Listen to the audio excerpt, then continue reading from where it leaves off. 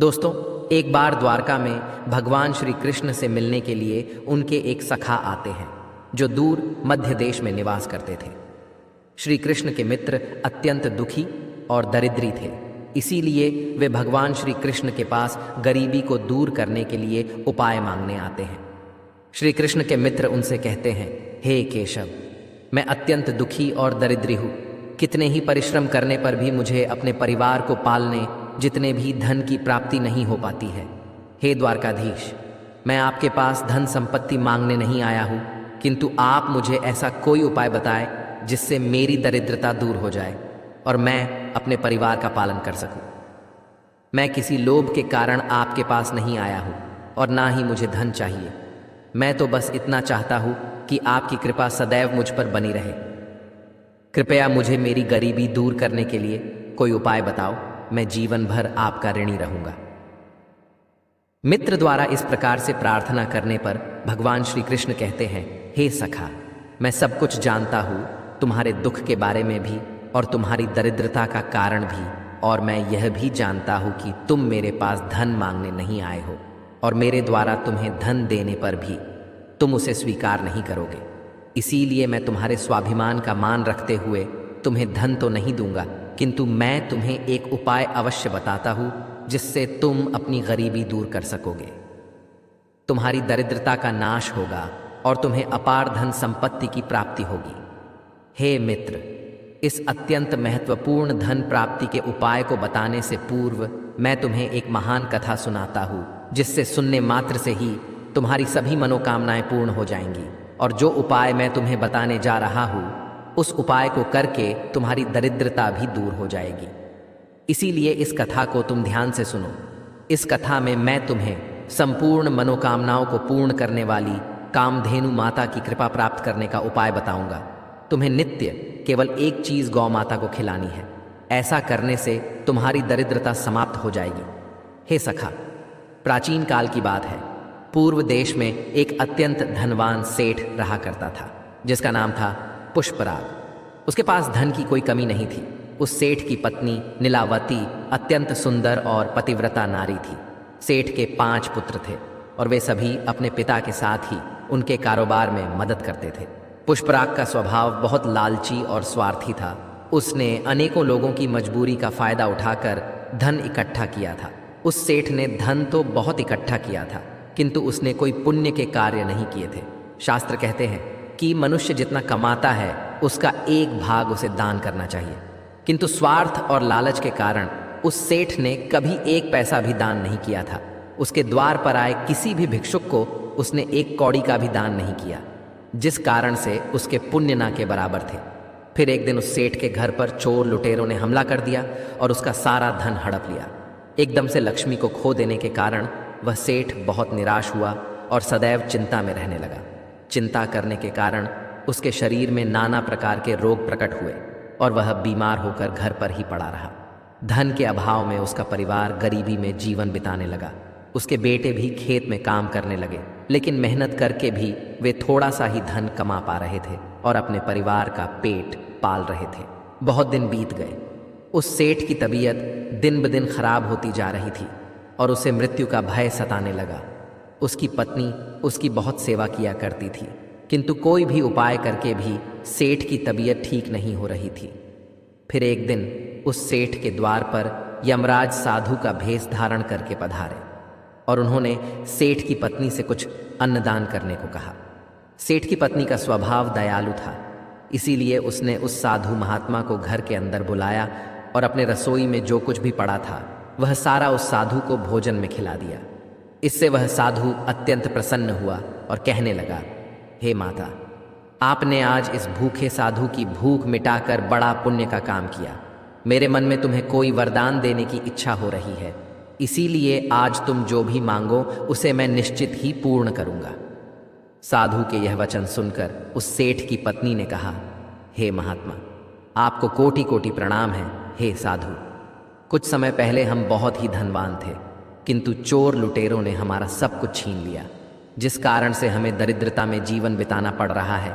मेरे पति की भी तबीयत खराब हो गई और वे भी मृत्युशैया पर लेटे हुए हैं।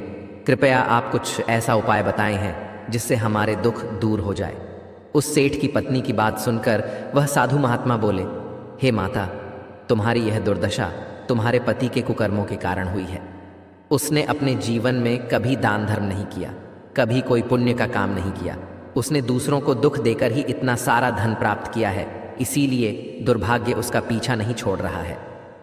किंतु यदि तुम इस दुर्भाग्य से पीछा छुड़ाना चाहती हो तो मैं तुम्हें एक उपाय अवश्य बताऊंगा। तुम अभी सभी मनोकामनाओं को पूर्ण करने वाली कामधेनु माता की शरण में जाओ, वे निश्चित ही तुम्हारे दुख दूर करेंगी। तुम एक गाय अपने घर पर लाकर उसकी सेवा करो और नित्य उसे एक चीज खिलाओ जो मैं तुम्हें बताऊंगा, जिससे तुम्हारी दरिद्रता दूर हो जाएगी।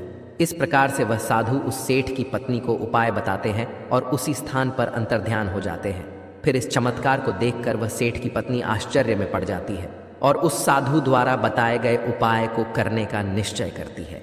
उसके पास उतना धन तो नहीं होता है कि वह गाय को खरीदे, इसीलिए वह गांव के पास स्थित गौशाला में जाकर वह उपाय करती है। वह रोज सुबह चुपके से घर से निकलकर गौशाला जाने लगी और साधु द्वारा बताई हुई वह चीज उस गाय को खिलाने लगी। फिर एक दिन अचानक उसे यह समाचार मिला कि राजा के सिपाहियों ने उन चोर लुटेरों को पकड़ लिए हैं जिन्होंने उस सेठ का धन चोरी किया हुआ था। इस प्रकार से गौ माता के आशीर्वाद से उस सेठ को उसका सारा धन प्राप्त हुआ। फिर वह सेठ भी अपनी पत्नी के साथ रोज गौशाला में जाने लगा और गाय की सेवा करने लगा। रोज गाय के पीठ पर जो कुबड़ होता है उसे स्पर्श करने लगा, जिससे उसके सभी रोग भी नष्ट हो गए और वह फिर से स्वस्थ हो गए। इस प्रकार से गाय की सेवा करने मात्र से ही उस सेठ को सारी संपत्ति वापस मिल गई। उसके बाद वह सेठ रोज दान धर्म करता। उसने अपने घर के पास एक गौशाला भी बनाई और रोज गायों की सेवा करने लगा। श्री कृष्ण कहते हैं, हे सखा, अब मैं तुम्हें बताता हूँ गाय की सेवा कैसे करनी चाहिए और गाय को कौन सी चीज खिलाने से धन की प्राप्ति होती है। हे मित्र, शास्त्रों में गाय को माता कहा गया है और समस्त देवी देवता भी इनका पूजन करते हैं। गायों के 6 अंग गोबर, मूत्र, दुग्ध, दधि और घृत ये अत्यंत पवित्र और शुद्धि के साधन भी हैं। गोबर से बिल्व वृक्ष उत्पन्न हुआ, उसमें लक्ष्मी विद्यमान है, इसलिए इसे श्री वृक्ष कहा जाता है। गोबर से ही कमल के बीज उत्पन्न हुए हैं। गोमूत्र से गुग्गुल की उत्पत्ति हुई है, जो देखने में प्रिय और सुगंधि युक्त है, जो सभी देवों का आहार है। संसार में मूलभूत गोदुग्ध से उत्पन्न है। सभी मांगलिक पदार्थ दही से उत्पन्न है। घी से अमृत उत्पन्न होता है, जो देवों की तृप्ति का साधन है। गाय से ही यज्ञ प्रवृत्त होता है। गौ माता के शरीर में 33 कोटि देवी देवताओं का निवास होता है। गाय एक अत्यंत पवित्र, निर्मल, शांत, निष्पाप जीव है। ऋग्वेद में इसे संसार का पालन पोषण करने वाली कामधेनु माता कहा गया है। इसके दर्शन मात्र से मनुष्य के हजारों पाप नष्ट हो जाते हैं। इसीलिए कभी इस निष्पाप गौ माता पर अत्याचार नहीं करना चाहिए। गाय को कभी मारना नहीं चाहिए और कभी उन्हें कष्ट नहीं देने चाहिए। गाय को मारना शास्त्रों में सबसे बड़ा पाप माना गया है। जो मनुष्य गाय की निस्वार्थ भाव से सेवा करेगा वह सुख समृद्धि प्राप्त करेगा। जो स्त्री रसोई में बनी पहली रोटी गौ माता को खिलाएगी वह सदा सुहागिन और सौभाग्यशाली रहेगी। जो लोग अपने घर में गाय से प्राप्त पंचगव्य को घर में रखेगा उसके घर में कभी दुख दरिद्रता नहीं आएगी। जो व्यक्ति प्रतिदिन किसी न किसी तरह से गौ माता की सेवा करता है वह सबसे अधिक पुण्यवान बन जाता है। शास्त्रों में गौ माता को मां लक्ष्मी का रूप माना गया है, इसीलिए उनकी पूजा करने से दरिद्रता दूर होती है। प्राचीन काल से ही गौ माता की सेवा और संरक्षण करने की परंपरा चली आ रही है। कई आर्षि मुनि अपनी कुटिया में गायों का पालन करते थे तथा राजा महाराज गायों का दान करते थे। गायों के दान को सबसे बड़ा दान कहा गया है। गाय का दान करने से सभी जन्मों के पाप नष्ट हो जाते हैं और मनुष्य को मोक्ष की प्राप्ति होती है। गौ माता के दर्शन करना बहुत शुभ होता है। शास्त्र कहते हैं रोज सुबह गाय के दर्शन होने से पुण्य की प्राप्ति होती है और सुबह गोबर के दर्शन होने से लक्ष्मी की प्राप्ति होती है। अगर किसी महत्वपूर्ण कार्य के लिए जा रहे हैं और अचानक ही गौ माता आपके रास्ते में आ जाती है तो वह कार्य निश्चित ही सफल हो जाता है। किसी भी यात्रा पर निकलते समय अगर गौ माता के दर्शन हो जाए तो वह यात्रा सुखपूर्वक पूर्ण हो जाती है, इसमें संशय नहीं है। कुंडली में यदि पितृ दोष होता है तो अन्य उपायों के साथ साथ गौ माता को प्रतिदिन रोटी और घास खिलाने से लाभ होता है और पितृ दोष से मुक्ति मिलती है। इसी तरह कुंडली में यदि शनि की 7.5 या महादशा है तो हर शनिवार और अमावस्या को काले रंग की गाय को घास या रोटी खिलाएं और उसकी पूजा करें। इससे शनि दोष कम होता है। गौमूत्र यानी कि गाय का मूत्र बहुत ही उपयोगी, पवित्र और स्वास्थ्य की दृष्टि से अत्यंत हितकारी होता है। आध्यात्मिक दृष्टि से तो गौमूत्र का महत्व है ही, साथ ही वैज्ञानिक और स्वास्थ्य की दृष्टि से भी गौमूत्र के बहुत से लाभ बताए गए हैं। गौमूत्र में बहुत से खनिज पदार्थ और स्वास्थ्य वर्धक तत्व होते हैं जो हमारे शरीर की शुद्धि करते हैं और बहुत से रोगों से भी बचाते हैं। साथ ही गौमूत्र छिड़कने से वातावरण में शुद्धता और पवित्रता व्याप्त हो जाती है।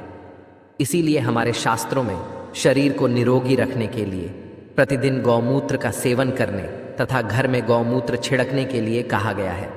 कुंडली में शुक्र ग्रह की स्थिति को मजबूत करने के लिए ज्योतिष शास्त्र के अनुसार सुबह के भोजन में सबसे पहली रोटी निकालकर एक सफ़ेद गाय को खिलाना शुभ माना जाता है।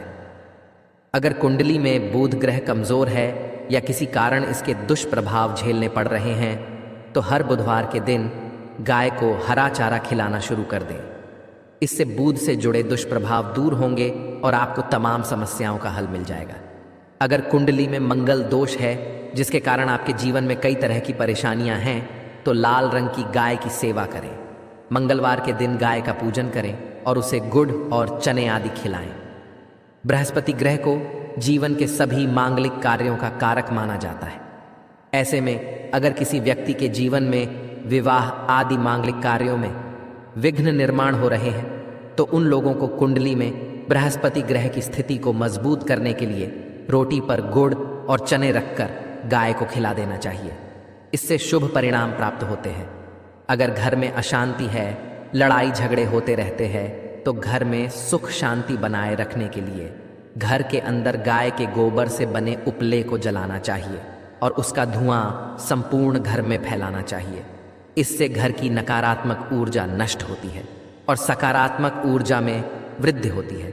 गाय के दूध, दही, घी, गोबर और गौमूत्र से बनने वाले मिश्रण को पंचगव्य कहते हैं। पंचगव्य को पापनाशक कहा जाता है और हिंदुओं की एक धार्मिक विधि प्रायश्चित करने में इसका उपयोग किया जाता है। पंचगव्य को बनाने वाली सभी वस्तुएं अत्यंत उपयोगी होती हैं जो स्वास्थ्य के लिए लाभदायक तो है ही, साथ ही औषधीय गुणों से भी भरपूर है। अगर द्वार पर गौ माता आती है तो उसे बिना रोटी खिलाए जाने मत देना, नहीं तो दुर्भाग्य का सामना करना पड़ेगा। क्योंकि जिसके द्वार से गाय बिना कुछ प्राप्त किए लौट जाती है उसके घर से लक्ष्मी भी चली जाती है। प्रत्येक स्त्री को प्रतिदिन गाय के लिए एक रोटी बनानी चाहिए और प्रेम से गौ माता को खिलानी चाहिए। इससे गौ माता का आशीर्वाद प्राप्त होता है और मन की इच्छाएं पूर्ण होती हैं। कुछ लोग गौ माता को बासी भोजन अथवा जूठन खिला देते हैं। इसे शास्त्रों में पाप माना गया है। आप किसी अन्य पशु को खिला सकते हैं लेकिन गाय को कभी जूठन नहीं खिलाना चाहिए। भूख लगने के कारण गौ माता उस अन्न को ग्रहण तो कर लेती है लेकिन इसका पाप उस व्यक्ति को लगता है जो गौ माता को ऐसा बासी भोजन खिलाता है। गाय एक शाकाहारी और पवित्र पशु है, इसीलिए गाय के भोजन में कभी मांस, अंडे आदि चीजें नहीं डालनी चाहिए। ऐसा करने से महापाप लगता है। यदि कुंडली में चंद्र दोष है और जिसके कारण लगातार परेशानी उठानी पड़ रही है तो रोटी पर सफ़ेद मक्खन, नमक और घी लगाकर गौ माता को खिला दे। यदि शनि दोष है तो आटे में थोड़े काले तिल मिलाकर रोटी बनाकर गौ माता को खिला दे। इससे शनि दोष समाप्त होता है। मंगल दोष को दूर करने के लिए रोटी पर हल्दी लगाकर गाय को खिलाना चाहिए। अगर घर में धन की समस्या है तो गुरुवार के दिन गाय को केले का फल खिलाना चाहिए। इससे दरिद्रता दूर होती है। गौ माता के पीठ पर एक उभरा हुआ कूबड़ होता है। उस कूबड़ में सूर्य केतु नाड़ी होती है। जब भी द्वार पर गौ माता पधारे तो इस कूबड़ को एक बार जरूर स्पर्श करे। इससे जीवन से सभी रोगों का अंत होगा और धन संपत्ति की प्राप्ति होगी।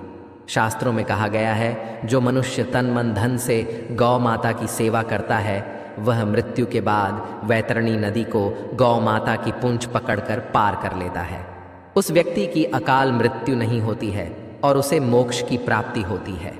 जिस व्यक्ति के भाग्य की रेखा सोई हुई है, अगर वह व्यक्ति अपनी हथेली पर गुड़ रखकर गौ माता की जीभ से चटाता है तो उसकी सोई हुई भाग्य रेखा खुल जाती है और उसका दुर्भाग्य सौभाग्य में परिवर्तित हो जाता है। तो दोस्तों, इस प्रकार से भगवान श्री कृष्ण ने गाय का महत्व बताया है। आप भी नए साल की शुरुआत में गौ माता को ये चीज़ें ज़रूर खिलाएं। आपकी सभी मनोकामनाएं अवश्य पूर्ण होगी। उम्मीद है आपको यह गाथा और जानकारी पसंद आई होगी। वीडियो को लाइक ज़रूर करें, कमेंट में जय श्री कृष्ण अवश्य लिखें।